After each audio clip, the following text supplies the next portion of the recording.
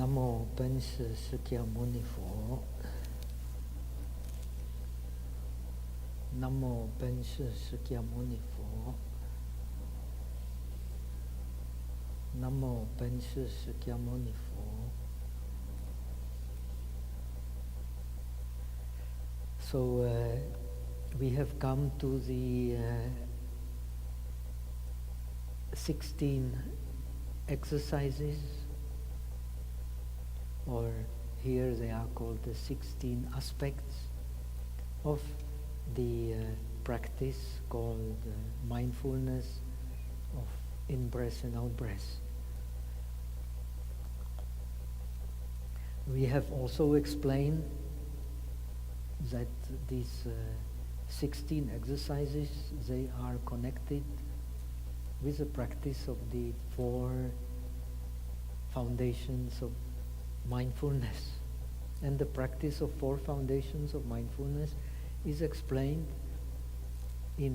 especially in the northern tradition, as when you study like Abhidharma Kosha, as the practice through which you get the realization actually. It connects the practice of shamatha and vipassana. In the southern tradition, it is explained the practice of mindfulness gone into the body combines the shamatha and vipassana. These are the first 4 exercises. The practice of mindfulness of the sensations also combines shamatha and vipassana, and as we will see, actually presupposes mastery of shamatha in this tradition. The practice of the mindfulness of the mind also combines the shamatha and vipassana, and actually, as it is explained in southern and northern tradition, also presupposes mastery of shamatha.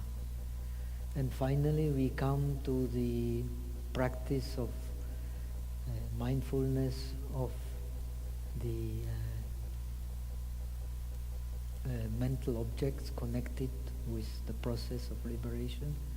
And this practice is explained in the Theravada tradition as a pure vipassana. And here we will see it's quite different.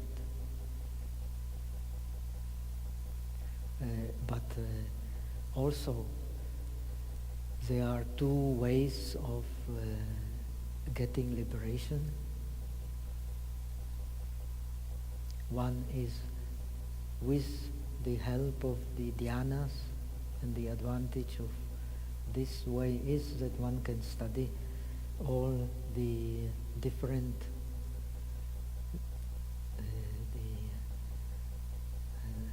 rupas. It's difficult to translate the rupas. Best is just to keep the word rupa as it is. The different materialities or whatever, corporealities, and the different mental factors which are content of the worldly minds in detail. Otherwise it will be very difficult.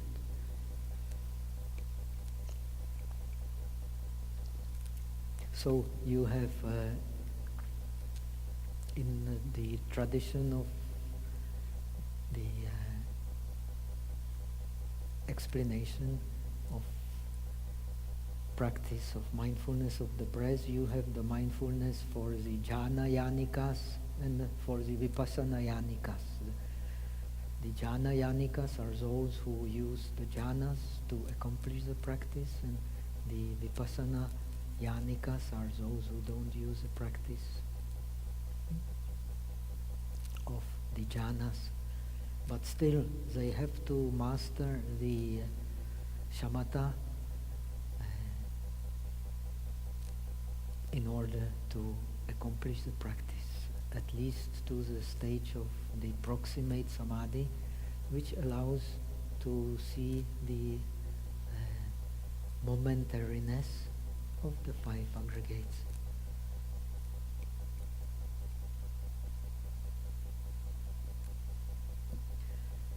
Then the four foundations of mindfulness in all Buddhist traditions, they are based on the four perversions that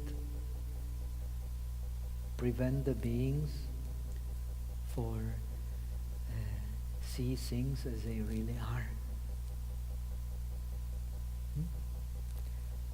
In the Buddhist tradition, we practice concentration to see things as they really are.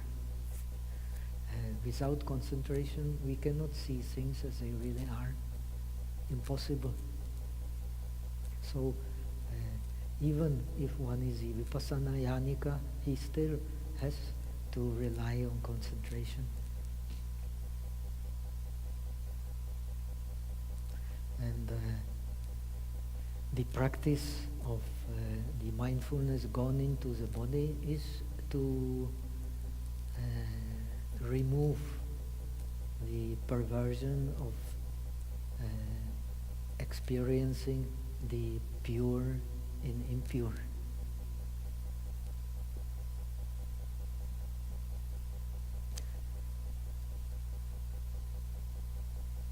Because we experience the body as something to grasp, therefore we are deluded about the sensations. This practice has a sequence. So in the Theravada tradition it is said that we start actually, and we have explained that, by isolating the body and staying in the body and completely going into the body in order to understand the sensations.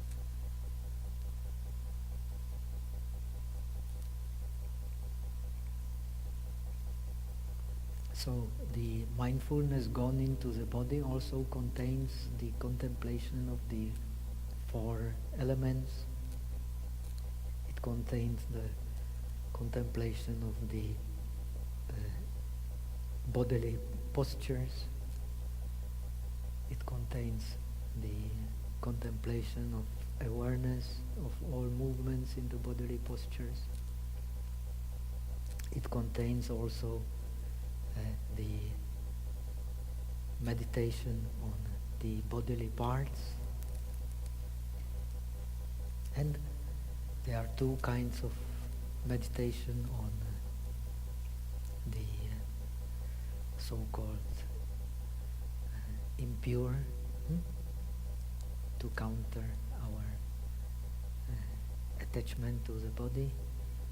First on the living body, saviññānaka asubha, the body with consciousness, and the dead bodies in different stages of decay, aviññānaka asubha. These meditations were very, very common in the early times, now still very, very common in the Theravada tradition.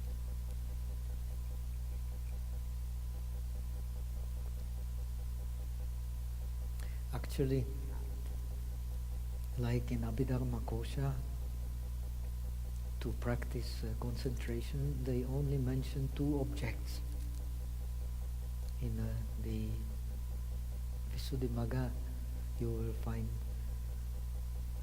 40 objects, and the two objects are the meditation on the breath, to get the idea of mind without thinking, the experience of get rid of mind thinking, and the meditation on the impure. That is enough for mastering the four foundations of mindfulness and get enlightenment.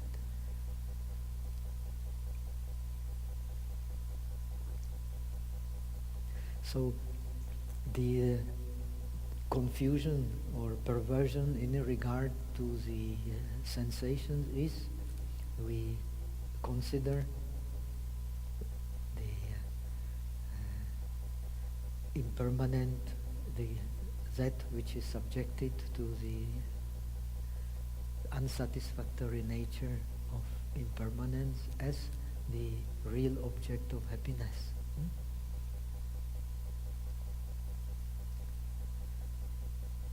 Then, so that is a perversion of seeing the happiness in suffering. And Abhidharma Kosha and the early masters even go as far as teaching that all sensations are suffering.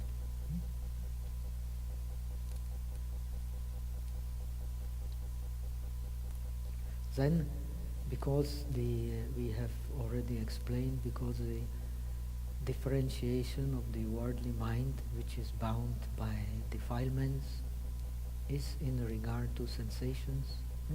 It holds to the pleasant sensation, rejects the unpleasant sensation, and is deluded when there is neither pleasant nor unpleasant sensation.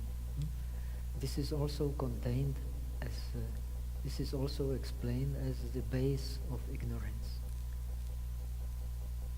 When one has completely rid himself of these tendencies, one can become the Buddha or the disciple Buddha.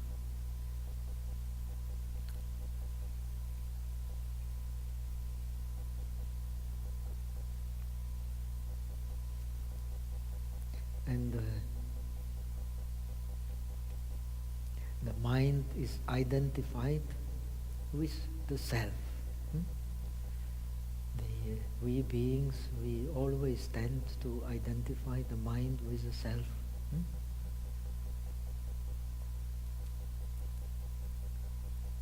So the mind is actually the base for the identification with the self. The others, they are actually helping. Actually, the mind is in the very center of impermanence. But yet we have the idea that it is not moving.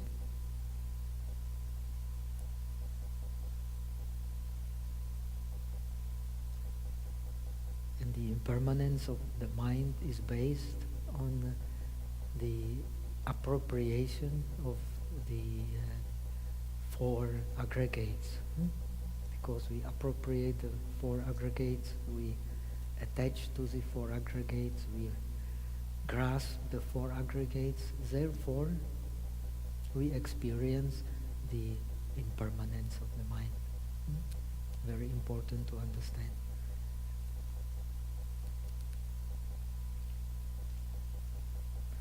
So the very important perversion, actually the base for all other perversions, is identifying the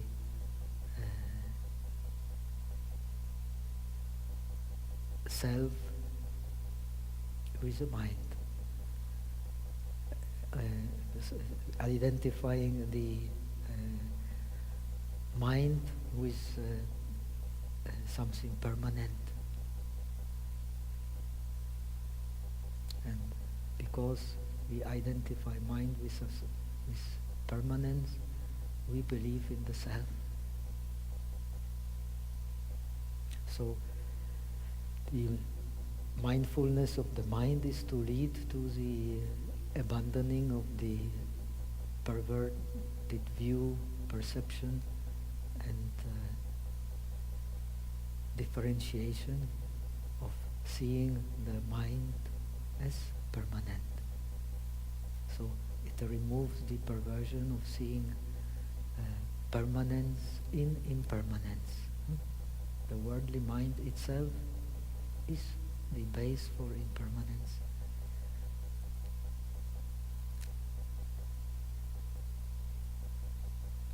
Then the last perversion is identifying the non-self with the self, the perversion of seeing the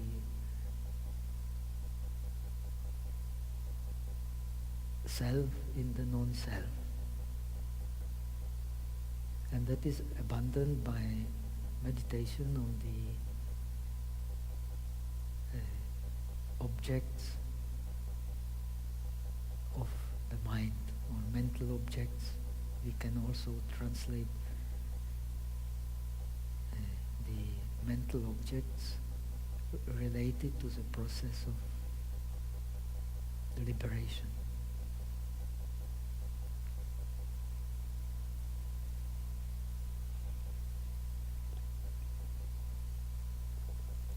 So when we abandon these four perversions, we abandon the ignorance. And when we abandon the ignorance, we attain the purity.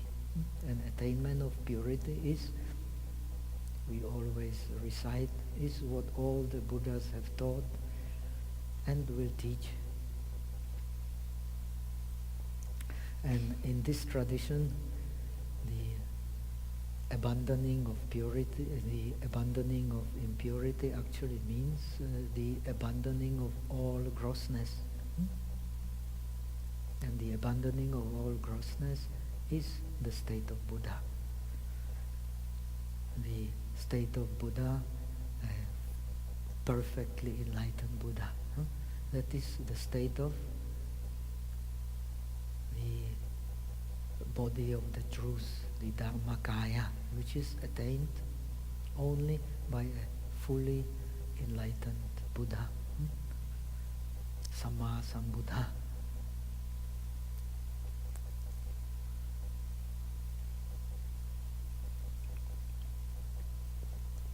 So when we go through these 16 practices,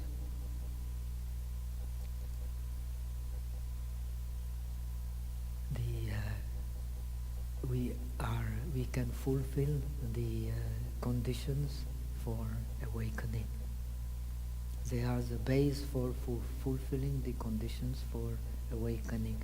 And traditionally there are 37 conditions for awakening, these 4 foundations of mindfulness. They are the base for them. Actually, when this practice of 4 foundations of mindfulness is fulfilled, the others can be fulfilled.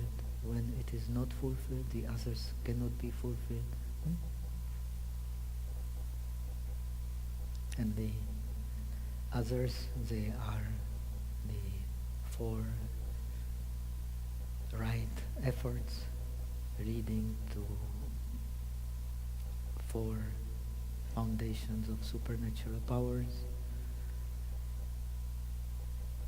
Then the 5 spiritual powers, the five spiritual faculties, far spiritual, they become 5 spiritual powers when we are open to seeing the object of realization.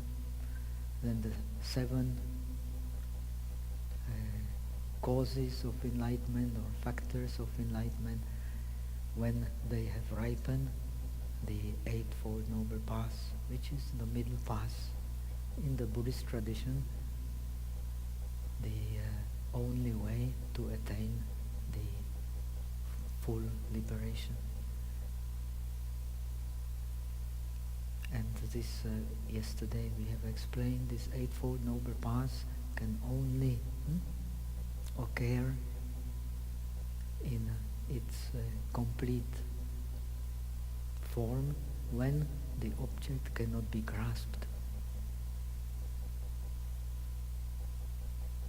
That's why in Buddhism, or in general in Sanskrit, the object literally means something we can hang on, we can grasp. But the object of liberation we cannot grasp. And that is the object to be realized.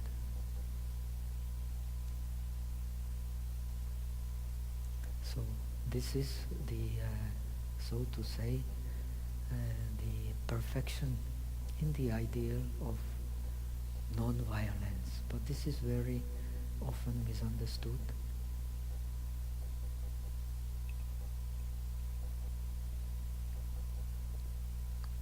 And ultimately we have explained the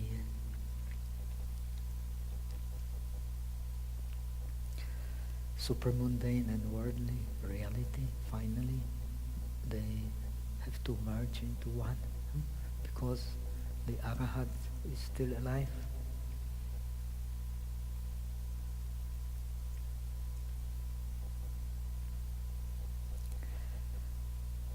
So now let us go to these 16 exercises. And you will see in the southern tradition and in the northern tradition they are slightly different. Not much different, slightly different. But this slight difference, as very often happens, can develop into quite a significant difference.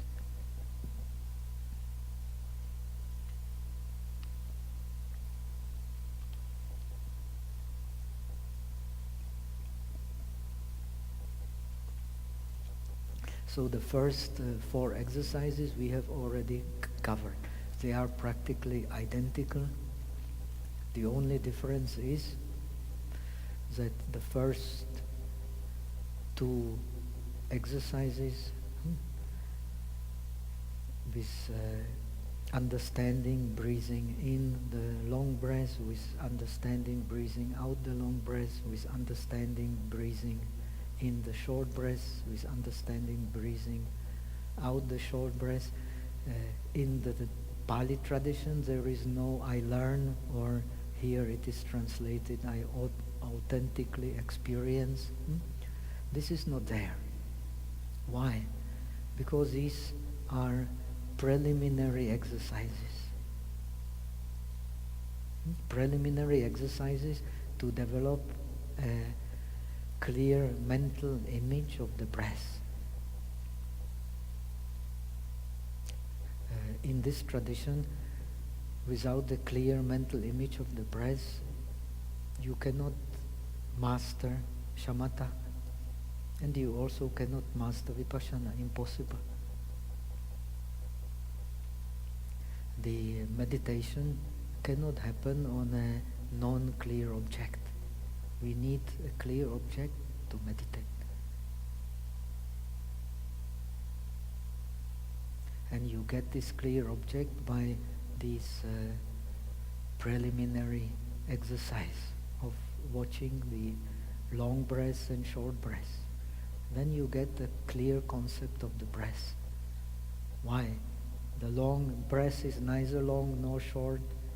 It is the idea of the breath which is long or which is short. The breath is the appearing and disappearing in the every moment. How can it be long and short? What we experience through the body is not long and short. That only when we attach the mind we will see the long and short. And the difference is here. We have already mentioned in this tradition, we have 2 ways of breathing. The subtle breath through all pores of the body, and the gross breath through the mouth, and of course much better through the nose. And this is called the gross breath, because it is attached, we have explained, to the gross space, big space, while the subtle breath is based on the subtle space. And the subtle space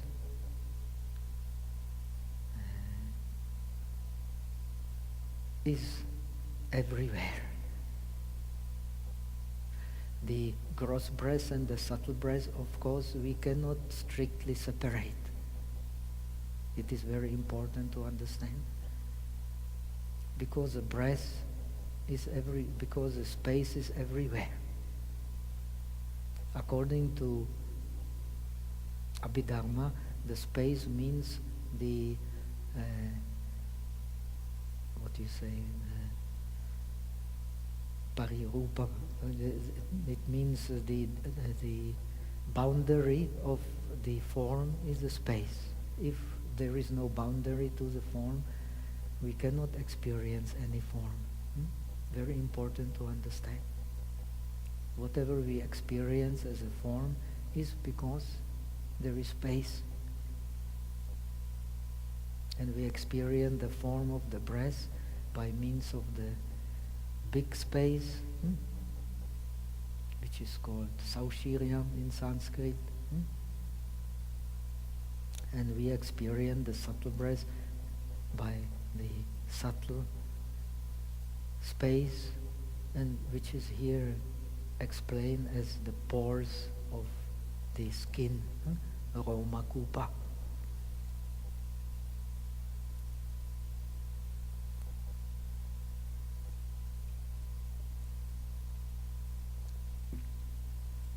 Naturally, when we breathe in through the nose, the whole body will expand and shrink, expand and shrink, expand and shrink. But when we don't breathe the gross breath, in the period between the in-breath and the out-breath, and between the out-breath and the in-breath, still the body is breathing. Nowadays, our science is so developed, we can take the microscope into the body and we will see each and every cell of the body is expanding and shrinking, expanding and shrinking. When you have very powerful mind, or when you take some drugs, it is also possible to open the mind, then you will see that actually all the living materia is just in the process of expanding and shrinking.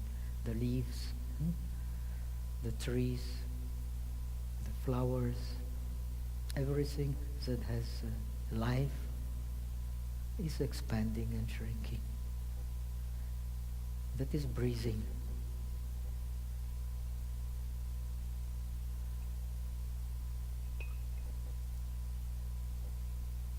So in the Vinaya you have the rules that the monks not allowed to harm the plants.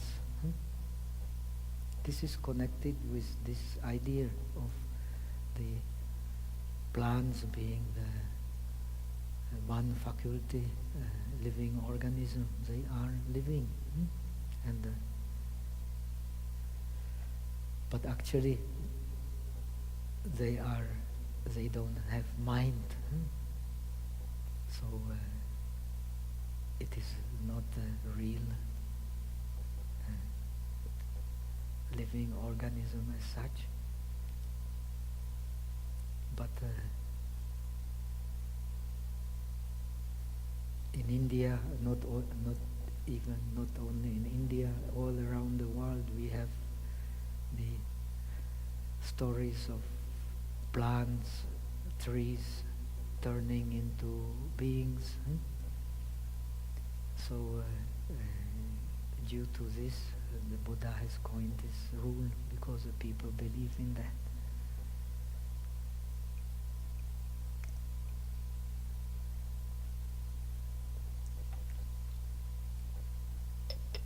Anyway, to be alive means to expand and shrink. This is life. And this life we can feel not only when we're breathing in through the nose and breathing out, we can feel it every moment. And in the Indian tradition of yoga, of course, the main part of meditation on the breath is paying attention to this so-called kumbhaka period, when you have finished in-breath and you hold the breath inside, you finish out-breath and you hold the breath empty. So you have the inner kumbhaka, outer kumbhaka, antara kumbhaka, bahya kumbhaka. That's how you learn to pay attention to them, make them clear. That's how you learn the meditation on the breath in the yoga tradition. And we have explained that this tradition is more connected with the Indian yoga tradition. Therefore, no wonder it is called the Yogacara, which literally means the conduct of yoga. And this link to the yoga tradition becomes more and more clear in a later period of Buddhism, in Tibetan Buddhism and so on. But Southern Buddhism, you will find very few references to the actual Indian tradition of yoga, but they are still there.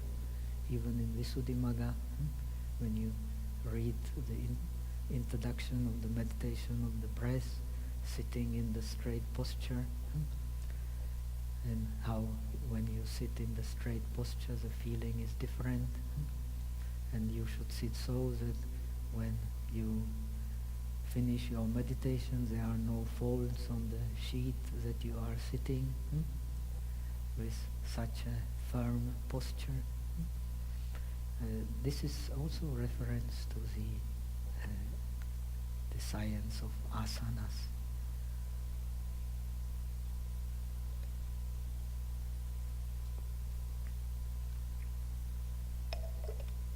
Which emphasizes that when you have firm posture, you breathe in a different way. When you have not a firm posture, you also breathe in a different way, and you are in a way handicapped in the clarity of experience of the breath. This is explained in Visuddhimagga itself.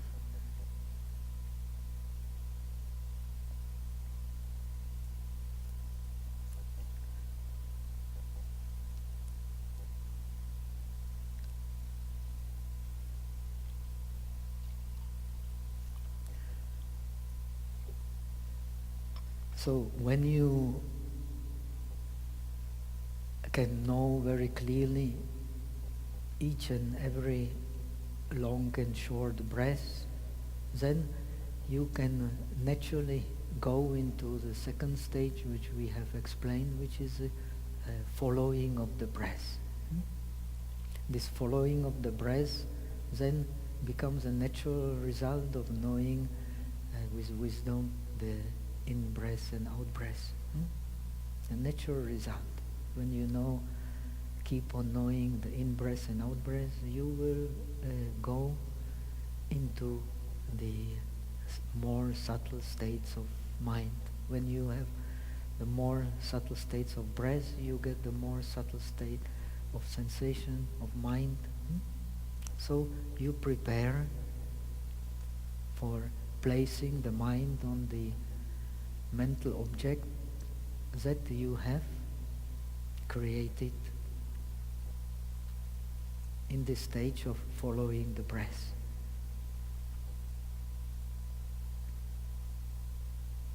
And the stage of following the breath becomes ripened in the third exercise, which is here explained as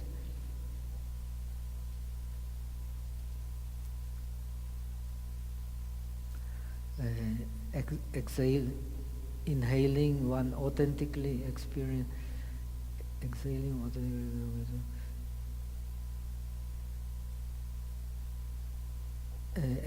one authentically experiences long and short breaths and the entire body. This is quite different. They put it together. And authentically experiencing the entire body, one practices noting the breath being exhaled. And so, in short,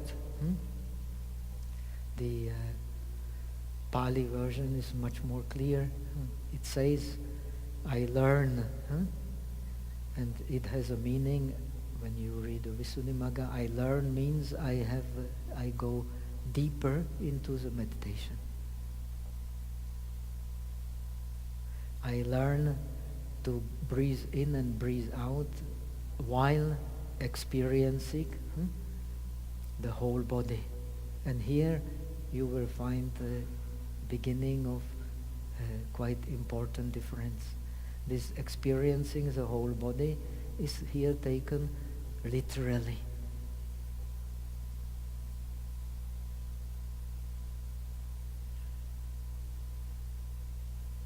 So when you distinguish between the gross breath and the subtle breath, you start paying attention to the subtle breath. What will happen? It explained, we will come to it, it explained when the gross breath is long, the subtle breath is short. When you pay attention to the subtle breath, it becomes longer and longer. Then the gross breath becomes shorter and shorter. And then finally, this is how you get into the samadhi. The gross breath becomes shorter and shorter, less and less noticeable, until it disappears completely.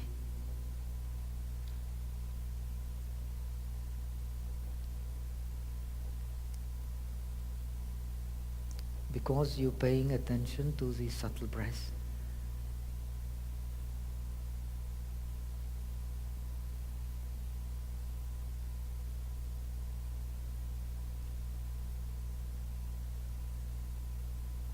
And when you pay attention to the subtle breath, you are literally breathing through each and every pore of the skin.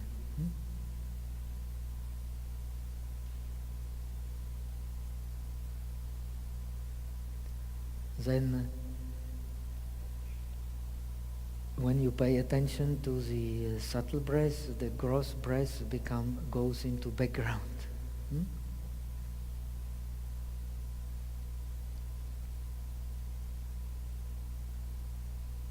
When the gross breath goes into background, the subtle breath goes into the foreground.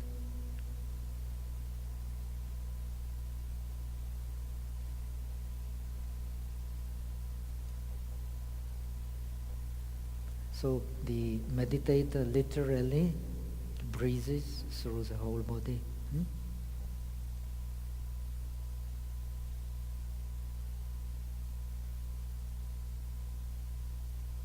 Now in the Southern tradition, the commentaries explain this stage of learning to experience the whole body while breathing in and breathing out actually means experiencing three kinds of body. Body has a meaning of similar to the aggregate many phenomena together. That is a body.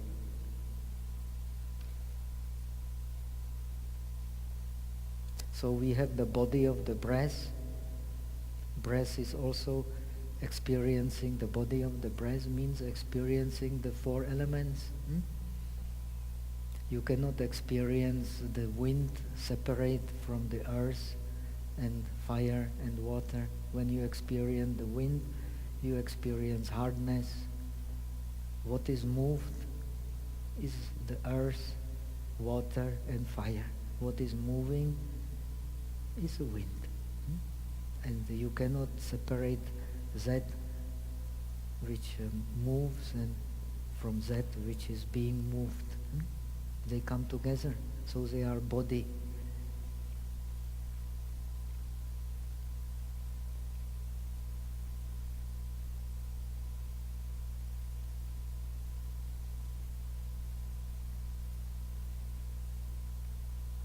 And this happens on the level of the gross body, and this happens also on the body, on the level of the most minute parts of the body.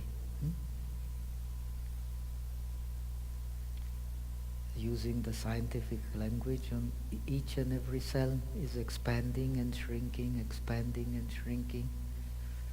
Nowadays, we can see very clearly under the microscope.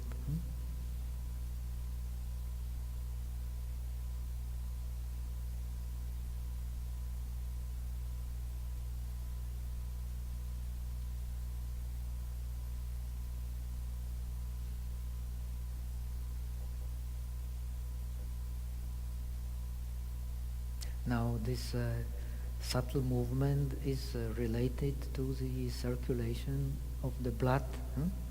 You can attune it to the circulation of the blood. Of course, circulation of the blood and circulation of the vital energies, they nourish the body. They are interconnected, but they are not quite the same. One is rather gross, one is rather subtle, but they have very intimate connection.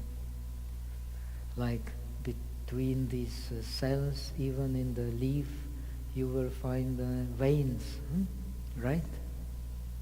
And they also expanding, shrinking, expanding, shrinking. Our body is also like that.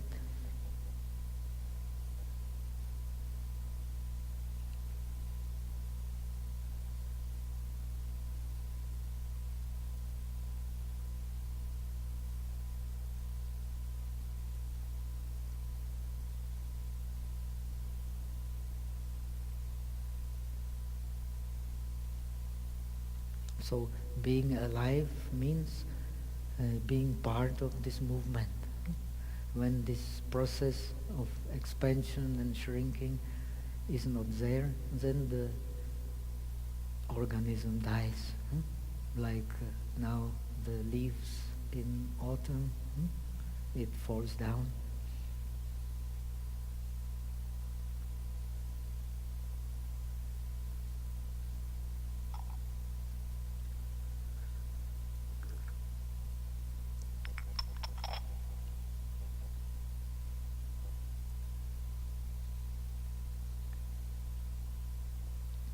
Now, when you have prepared the clear mental image of the breath, then what will happen? This experience of the breath, of the body of the breath here, the experience of the body, sensitive body. The sensitive body is the karmic body. It is sensitive because it has these sensitivity rupas, pasada rupas. I have already explained, I think. We don't see actually through the eye, we see through the sensitivity in the eye. We don't hear through the ear, but through the sensitivity of the ear. We don't sense through the body as such, but through the sensitivity of the body. Sensitivity of the body is everywhere, but the sensitivity of the eye is only in the eye. Sensitivity of the ear is only in the ear, of the tongue is only in the tongue. In the Abhidharma Kosha you will find even the description of the shapes of these sensitivities.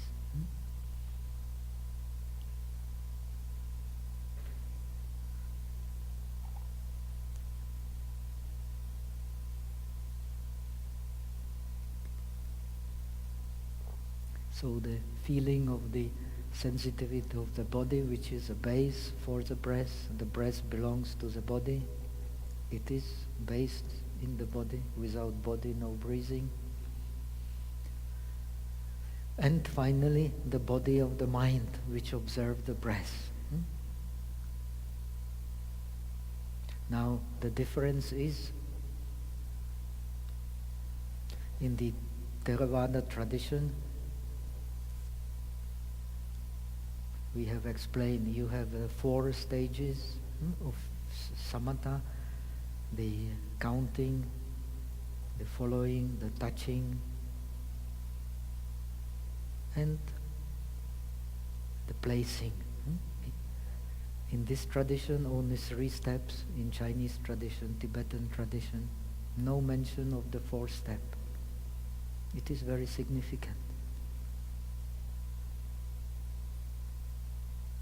In the Visuddhimagga you will find many similes for this placing, for this touching, because it is crucial in this tradition. The most important simile is simile of the saw. When you want to cut the saw and succeed in this activity, you place it on the level ground, then you make the tachako, how do you say? Carpenter makes the sign, then he concentrates on that sign, and he does not follow the saw in front, follow the saw back, follow the saw. If he does like this, he will not succeed. So he concentrates on that place, and then he can succeed. In Sri Lanka you can still find, in India they don't use the electric saw, the 2 guys and holding the big piece of iron with then the holes at the end, and they pull the rope and concentrate on the middle and cooperate together. Then they can cut very quickly, sometimes as quickly as the electric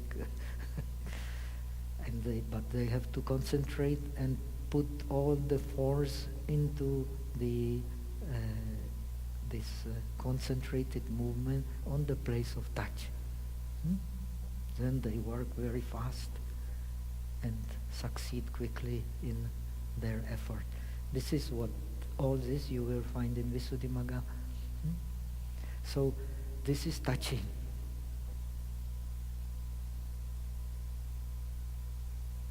And this touching is usually explained at the most convenient place where the bulk of the gross breath enters the body, that is around the nostrils. If you have a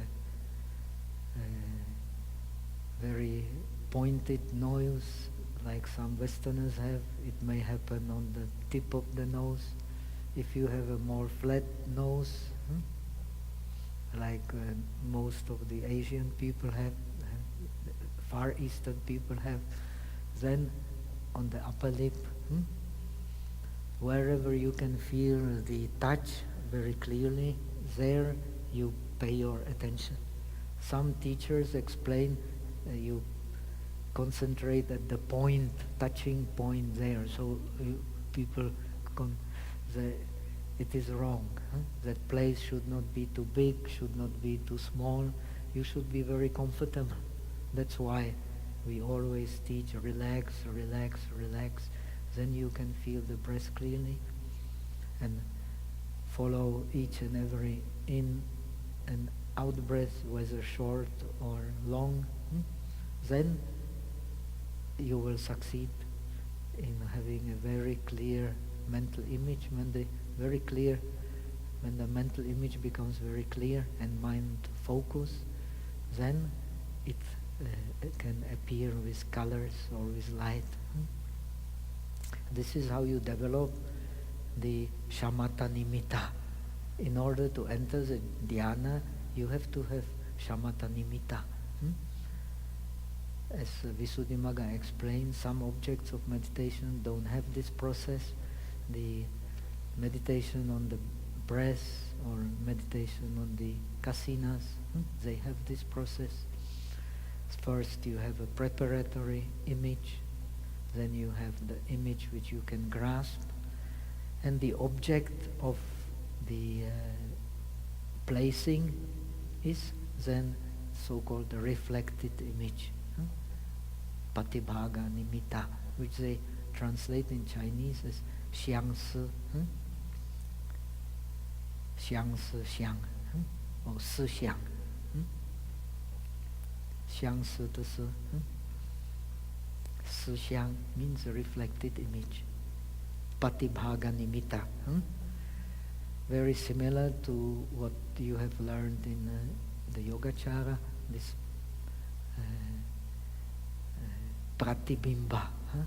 It is, Bimba means image, Prati means reflected image. Actually, everything we experience in this tradition is a reflected image of the mind.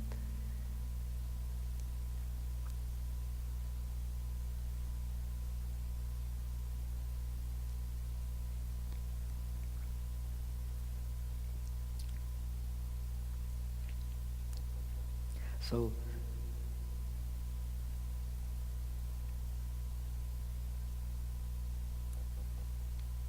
some teachers do not emphasize this reflected image,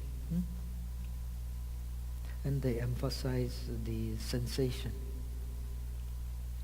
But this is not the tradition.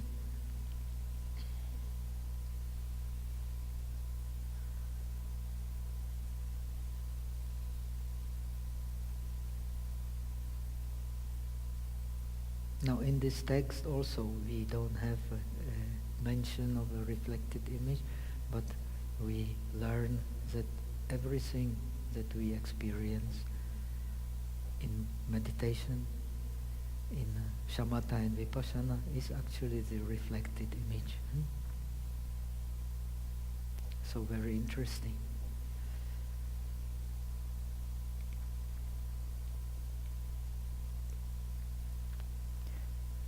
Why? Because we can only concentrate, we can develop concentration, we can develop wisdom only on a mental object.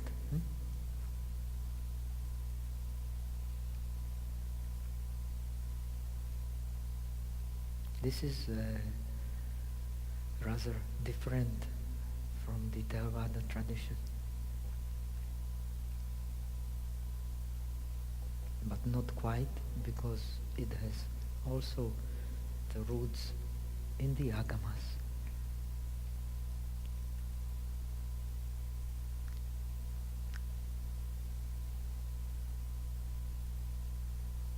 The agamas also say that everything is contained in the mind.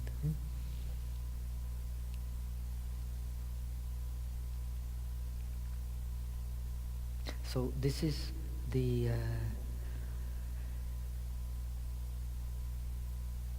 kind of base for all the other practices of 4 foundations of mindfulness. Foundations of mindfulness in the body, gone into the body, is the base. And on this base one can experience the penetration of the sensations, the mind and the mental objects.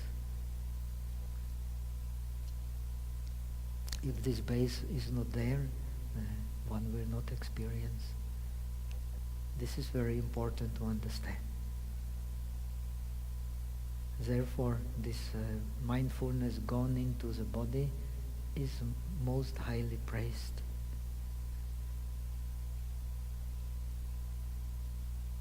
Without the isolation of the body, we cannot isolate the mind.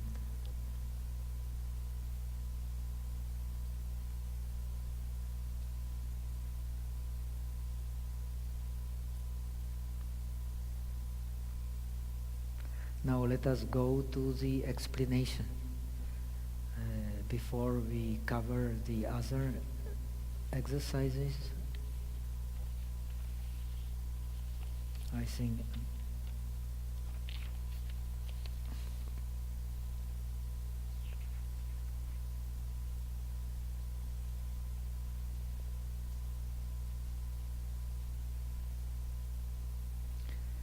what is the classification of those? It is page 7.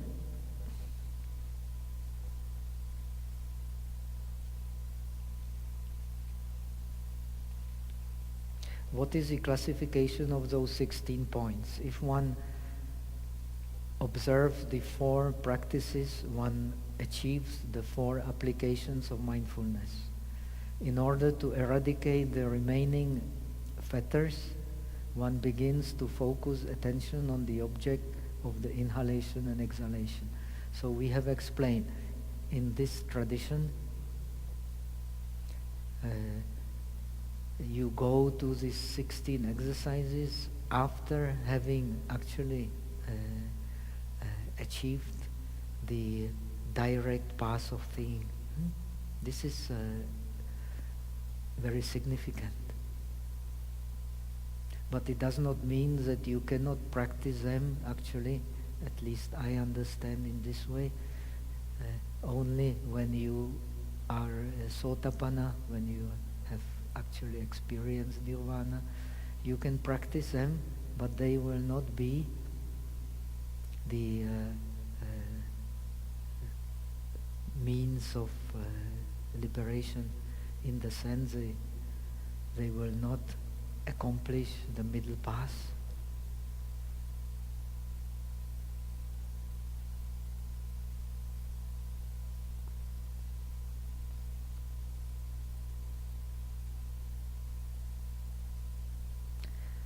Thus it is said, one practices mindfully inhaling, mindfully noting the inhalation. So, in other words, in mindfully noticing inhalation and exhalation, which is explained as counting, but you can also understand you not necessarily need to count.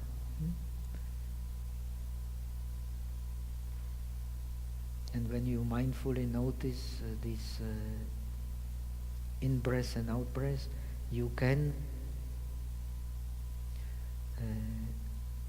penetrate the 5 aggregates, dependent origination, and the 4 noble truths, and attain the experience of the direct seeing of object of liberation.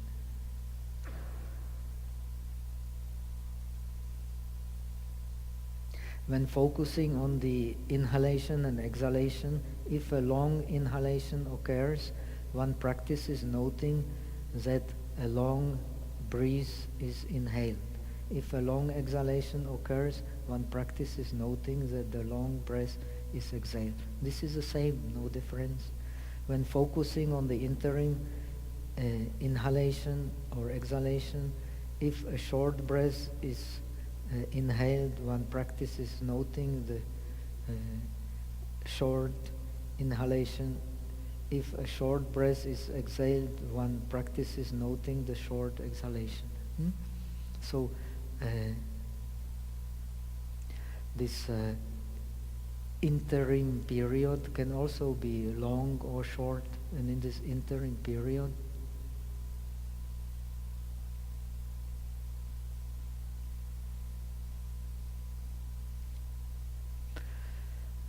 eventually one will experience the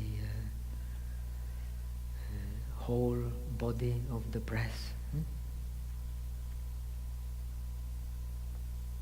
Inhalation and exhalation are of long duration, while interim inhalation and exhalation are of short duration. So when the gross breath has a long duration, if one pays attention to the interim breath, it will be of short duration. If the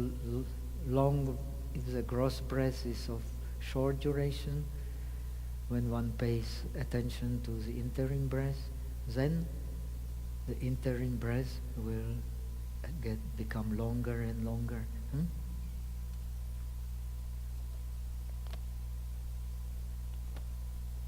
When one is intently focused upon the entrance of inhalation and exhalation into the minute cavities of the pores of the body, one authentically experiences the entire body. So the attention is on the entire body. But actually, very important to understand, when you concentrate here, you can also experience the entire body.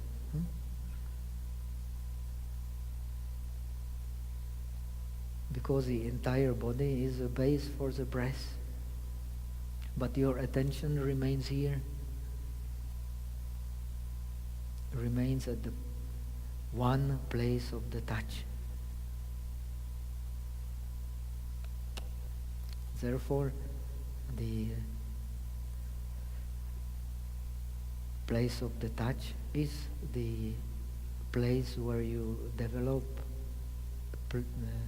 this clear image of the breath.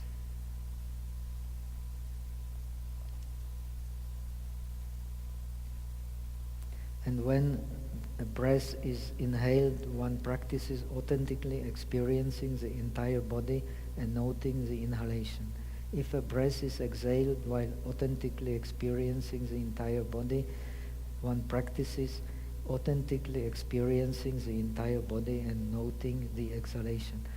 Authentically experiencing is his translation of learning. I don't know, because this translation is from Tibetan, so he translated like that, or he translated putting emphasis on this learning. And this learning, you will see in Pali, only comes with a third exercise. Here, each and every exercise is with authentically experiences. That means learning. And it has a naturally foundation. You will find even in the Theravada,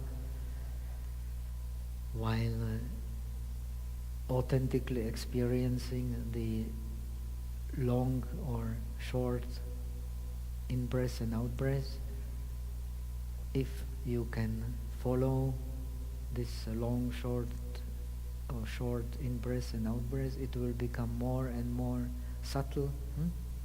When it becomes more and more subtle, the mind will become happy, because the mind becomes happy with a subtle object. When the mind becomes happy, it experiences still more subtle object. And when the mind detaches from this happiness, it can go still into a more subtle object. If it grasps that happiness, and it is very often done when the signs of good concentration appear, one grasps at them, one grasps at the image one has created, then it disappears. One grasps at this pleasant sensation one has, it will disappear and become a gross sensation. One is frustrated, and for some people it can, this conditioning can remain for a long time, because this instinct of grasping is so powerful. So the peculiarity of the Buddhist meditation is, you learn while meditating, you learn not to grasp at the bliss. And in meditation you indeed experiencing very great bliss. But if you grasp at it, you will not go any further.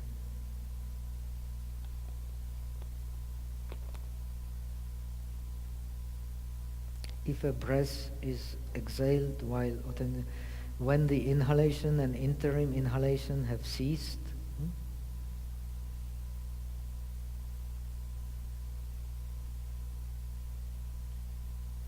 actually the interim inhalation here must mean this kind of echo. After you breathe in, it is explained also, there is like an echo of a breath going down. After you breathe out, there is an echo of the breath going up. This movement will also cease, of course, when the gross breathing is no more there.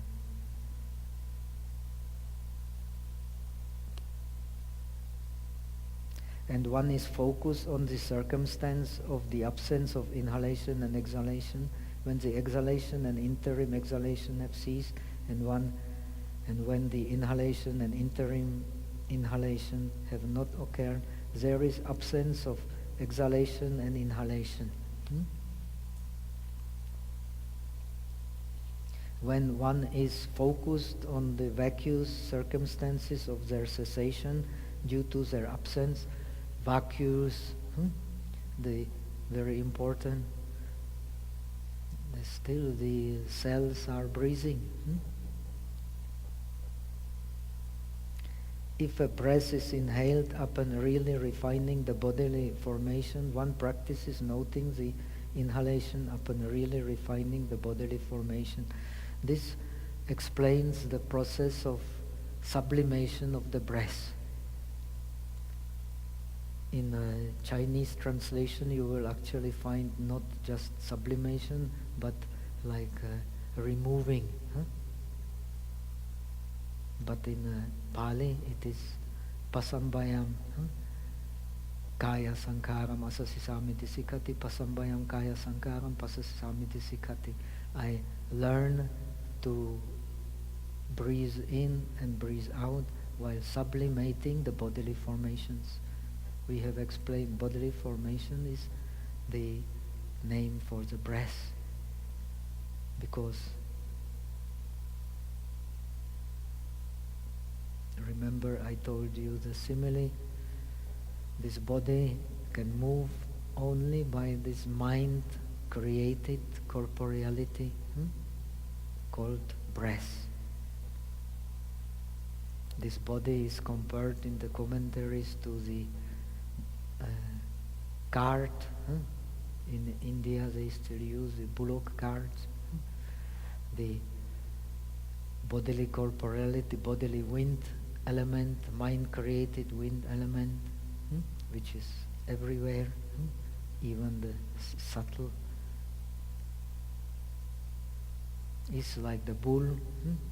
The prana is like the bull, and the mind is like a rider. This is how we move the body. This is how we speak. All through this mind-created wind element.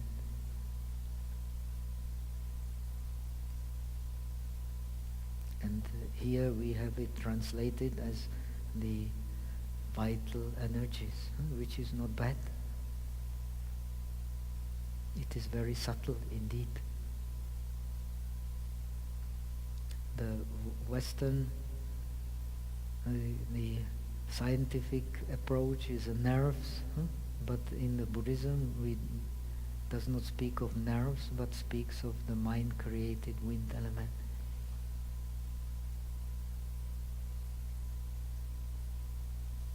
If a breath is exhaled upon really refining the bodily formation, one practices noting the exhalation upon really refining the bodily formation. Moreover, as a result of devotion to this practice, cultivation of it, and frequent repetition, there occurs rough inhalations and exhalations whose contact is painful for one who is not thoroughly trained. On the other hand, for those who are thoroughly trained, there occur gentle breaths whose contact is pleasant. Thus it is said that when one exhales upon really refining the bodily formation, one practicing noting that one exhales upon really refining the bodily formations. So this is the part connected with mindfulness gone into the body. Actually the meaning is, which you can yourself experience, then the more subtle the breath becomes, the more you will have a sensitivity of the unpleasant nature of the gross breath.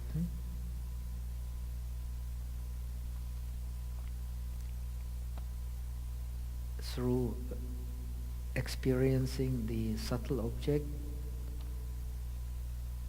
we then are disenchanted with the gross.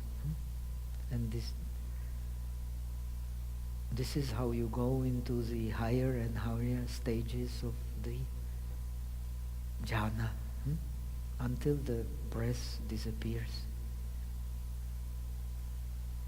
Now when you work on this, it is very interesting when you work on this so-called kumbhaka period, interim breath. Finally it remains naturally, and you even don't need to go through these different stages of jhana. The breath will disappear.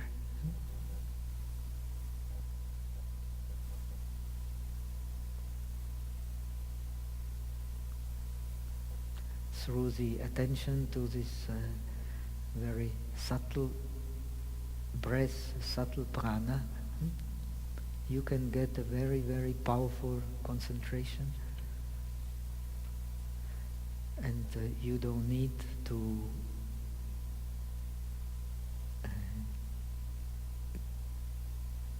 say merge with the mental image.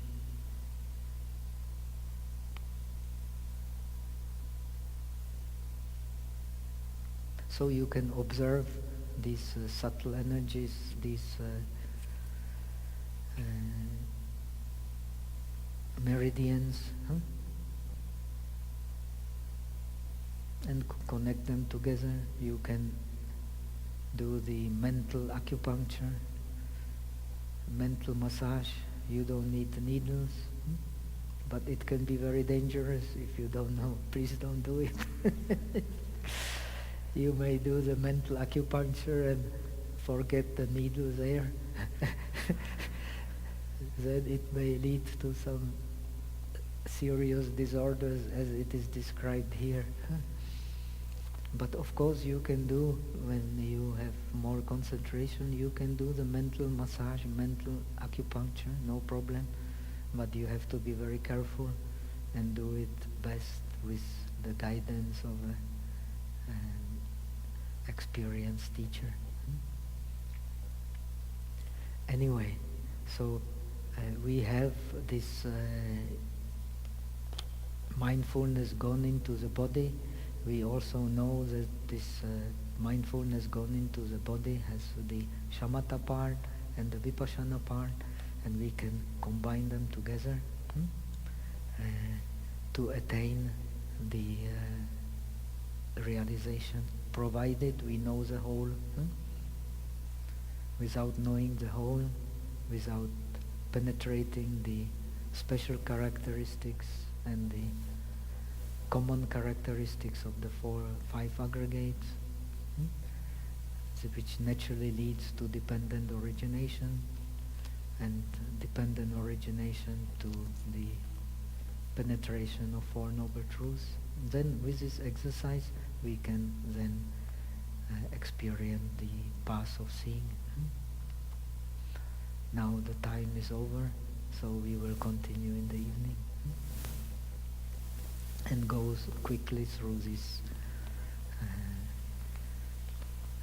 foundation of mindfulness based on sensations, mind,